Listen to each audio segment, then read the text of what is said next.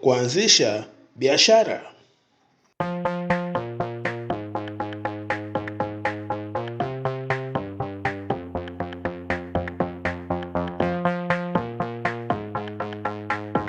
Karibu kwenye YouTube channel yetu ya How to Start Business.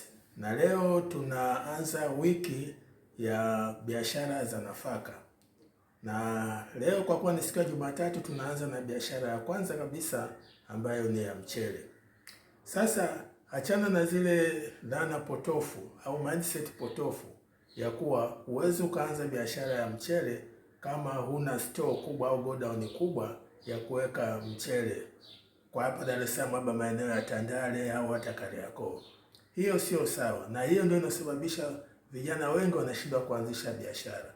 Sasa mimi nitakueleza jinsi ya kuanzisha hii biashara bila kufanya hayo mambo ambayo yanahitaji pesa nyingi.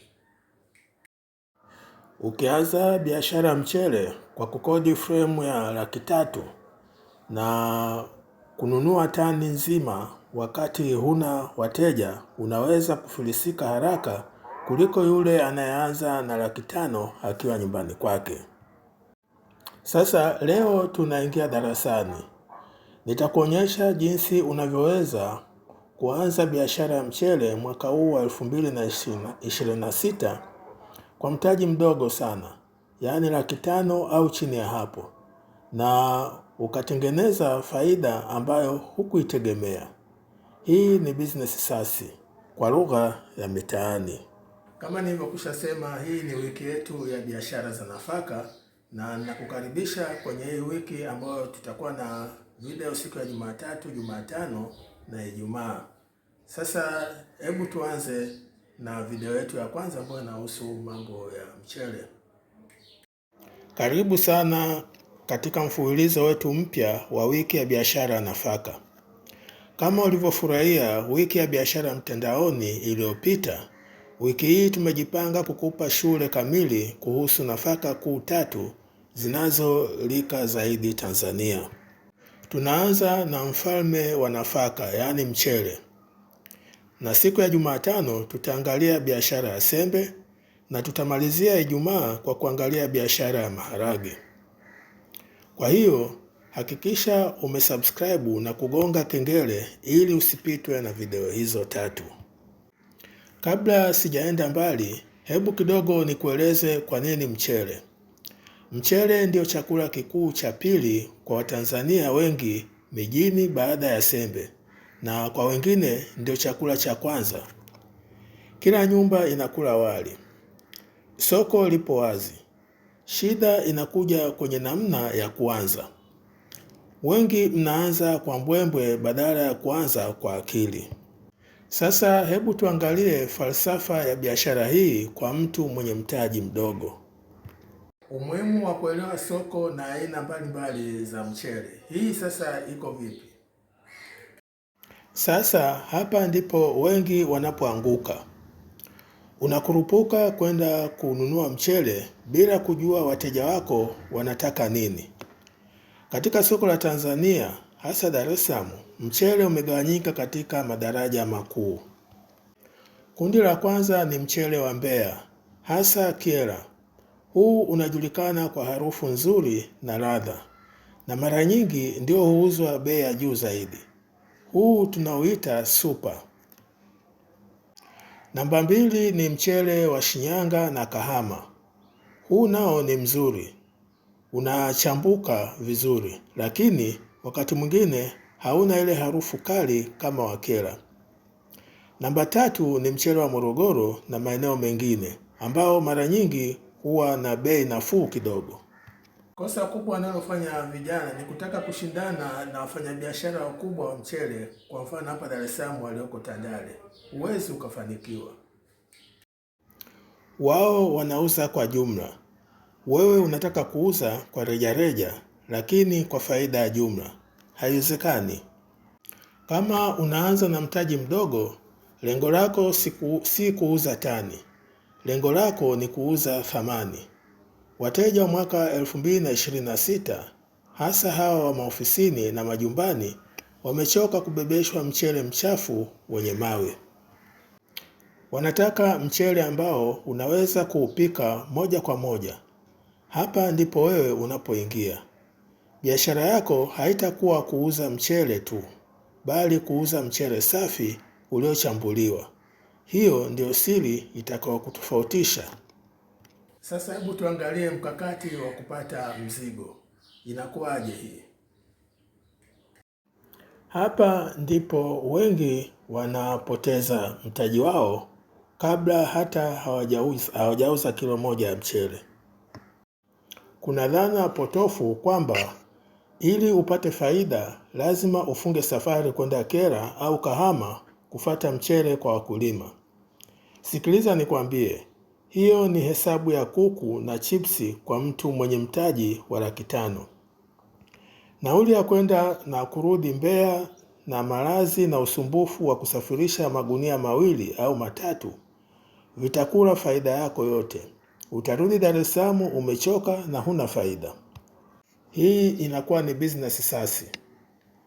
Mkakati wako uwe hivi: anza kwa kununua mzigo hapa hapa ulipo. Nenda kwenye masoko makubwa ya jumla kama Tandale au Manzese kama upo Dar es Salaam. Tafuta wholesalers, yaani wauzaji wa jumla wakubwa ambao wanaleta matani kutoka mikoani. Nunua kwao kwa bei ya jumla. Kwa nini nasema hivi? Kwa sababu wao wameshabeba gharama za usafiri kwa kiwango kikubwa, yaani kwa Kiingereza wanasema economies of scale.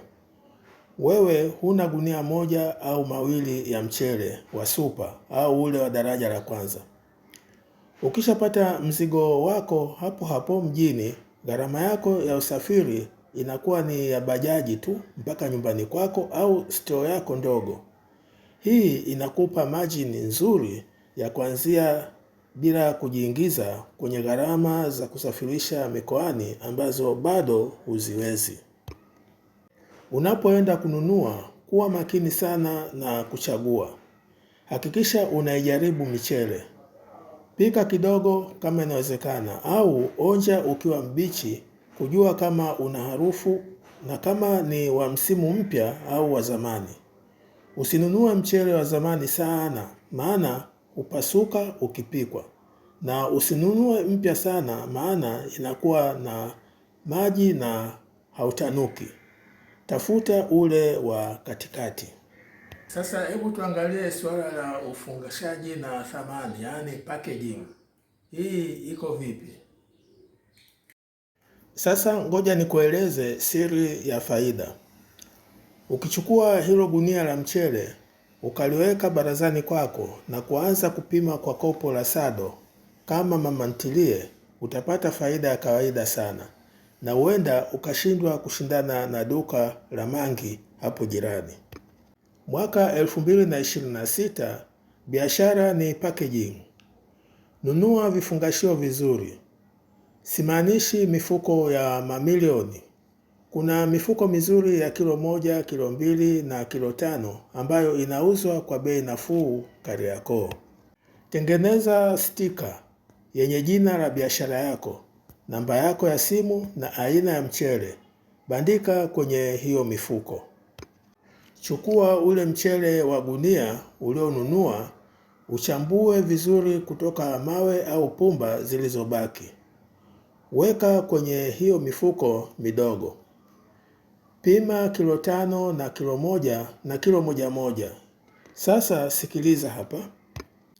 Gunia moja la kilo 100 linaweza kukupa mifuko 20 ya kilo 5. Kama umenunua gunia kwa shilingi 220,000 kwa mfano, maana yake kila kilo limekugharimu shilingi 2,200. Ukifunga vizuri na kupeleka ofisini au kwa majirani kama mchele super wa Mbeya uliochambuliwa, huuzi tena kwa shilingi 2,500 au 2,800. Unauzwa kwa shilingi 3,000 mpaka 3,500 kwa kilo, kwa sababu umeongezea thamani ya usafi na urahisi wa kubeba. Mtu wa ofisini hataki kubeba gunia na hataki kupimiwa kwenye mfuko wa rambo mweusi. Anataka kitu smart, anaweza kuweka kwenye gari au kwenye mkoba. Hebu tuangalie mchanganuo wa bajeti na faida ambayo unaweza ukapata kutokana na hii biashara ya mchele. Sasa hebu tuangalie mchanganuo wa bajeti wa hii biashara ya mchele ambayo unataka kuanza kwa mtaji mdogo. Kumbuka kauli mbiu yangu inayosema yaani $500,000. Sasa sikiliza mfano wa bajeti ya kuanzia. Yaani bei zinaweza kubadilika kidogo kulingana na soko, lakini uhalisia ni huu. Kwanza ni mzigo wa mchele ambapo gunia moja la super tuseme unanunua kwa shilingi 230,000. Usafiri kutoka sokoni kuleta nyumbani ni shilingi 20,000. Vifungashio yaani mifuko 100 pamoja na stika tenga kama shilingi 50,000. Hapa unapata mifuko mizuri na stika za brandi yako. Mzani wa digitali yaani mdogo kama ule wa jikoni, hapa ni shilingi 25,000. Usikisie, pima kwa uhakika. Na mwisho ni mashine ndogo ya kuziba mifuko yaani hand sealer. Hii gharama inaweza ikawa kama shilingi 35,000. Sasa tuangalie jumla ya mtaji. Ukipiga hesabu hapo tunacheza kwenye shilingi 360,000. Unaona? Bado hata 500,000 haijafika. Ile 140,000 iliyobaki. Sasa hebu tuangalie hivi faida iko wapi au inatokana na nini? Gunia la kilo 100 ukitoa pumba na hasara ndogo ndogo, tuseme utapata kilo 95 safi kabisa. Ukiuza kwa wastani wa shilingi 3,200, bei ya mchele uliofungashwa vizuri unapata shilingi 304,000.